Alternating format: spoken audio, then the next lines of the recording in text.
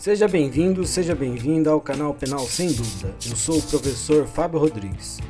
Neste vídeo falaremos sobre as modalidades de erro no direito penal. Não perde tempo, já se inscreve, curte e aciona o sininho para ajudar o canal a produzir mais conteúdo para você. Já vamos começar. Começaremos pelo erro de tipo, que no direito penal é definido como uma visão equivocada de um indivíduo quanto a um cenário que ele está envolvido. Ele comete um crime, mas achava que não estava fazendo nada de errado, ou ainda comete um crime vitimando a pessoa errada, ou também comete um crime confiante de que estava coberto por uma excludente de ilicitude ou culpabilidade. Esses vários tipos de erros de tipo serão analisados um a um a seguir. Comecemos pelo erro de tipo essencial ou erro de tipo incriminador.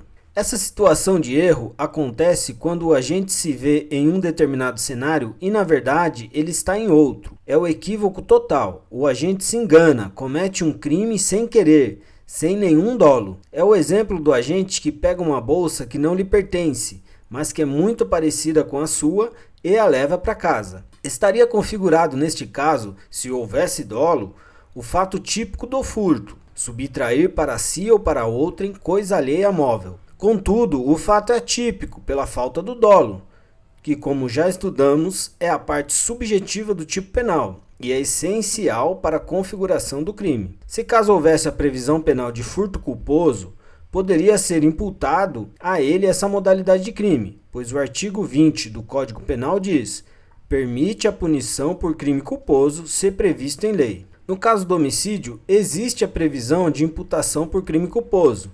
E assim, pode haver, conforme o caso, imputação de crime culposo em caso de erro de tipo essencial. Dando um exemplo usando um homicídio, caso um caçador atirasse e matasse uma pessoa no meio da mata, por essa pessoa estar atrás de arbustos, e o caçador achar que tratava-se de uma caça, esse caçador responderia por homicídio culposo, pois ele foi imprudente. E neste caso, o erro essencial é inexcusável ou evitável. Não houve dolo, mas se ele tivesse tomado as cautelas mínimas, teria evitado o acidente. O erro essencial ou incriminador, ele também pode ser excusável ou inevitável, ou seja, impossível de evitar por qualquer pessoa. No caso do exemplo do caçador, se a vítima estivesse se passando por algum animal de forma que o caçador se enganasse, ele não seria acusado de nenhum crime, pois seria caso de excludente de tipicidade, pois não haveria dolo em matar uma pessoa e não caberia nem a imputação por crime culposo. Analisemos o artigo 20 do Código Penal para melhor compreensão. Vamos lá. Erros sobre elementos do tipo. Artigo 20.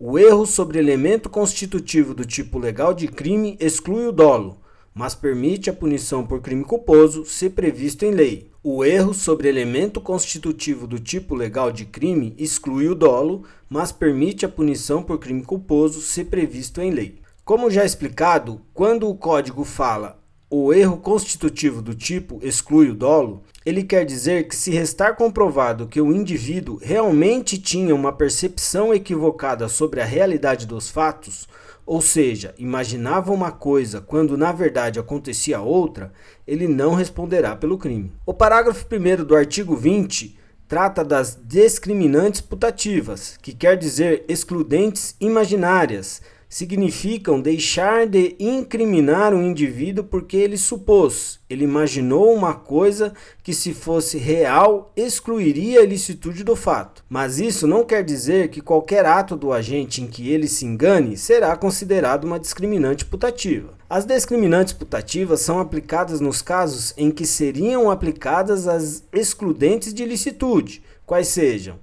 o estado de necessidade, a legítima defesa, o estrito cumprimento do dever legal e o exercício regular de direito. O agente que invoca uma discriminante putativa deve provar que seu erro é plenamente justificável. Por isso, as discriminantes putativas também são chamadas de erro permissivo. Vamos ao que diz a lei. É isento de pena quem, por erro plenamente justificado pelas circunstâncias, supõe situação de fato que, se existisse, tornaria a ação legítima. Não há isenção de pena quando o erro deriva de culpa e o fato é punível como crime culposo.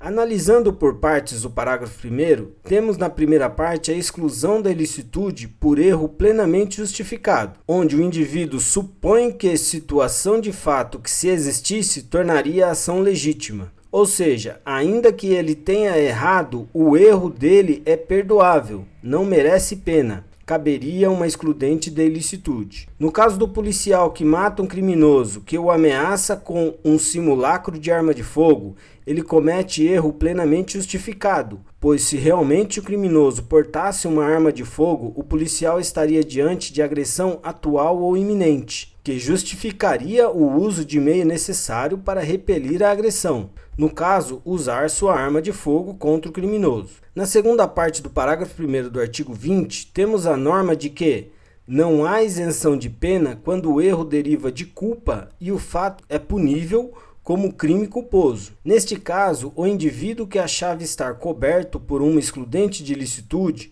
não tomou as cautelas necessárias e agiu com imprudência, negligência ou imperícia. Dando um exemplo, A lutava com B na rua, na prática de arte marcial. C, que é irmão de A, não conhecia B e viu que ele aplicava um golpe mata-leão em A. C, sem hesitar, apanha um pedaço de madeira e parte para a agressão contra B, desferindo vários golpes em suas costas. B imediatamente larga A e corre. B sofreu lesões corporais causadas por C. Ainda que C achasse que seu irmão estava sendo agredido, ele não tomou a cautela necessária de pedir que B largasse seu irmão antes de agredi-lo.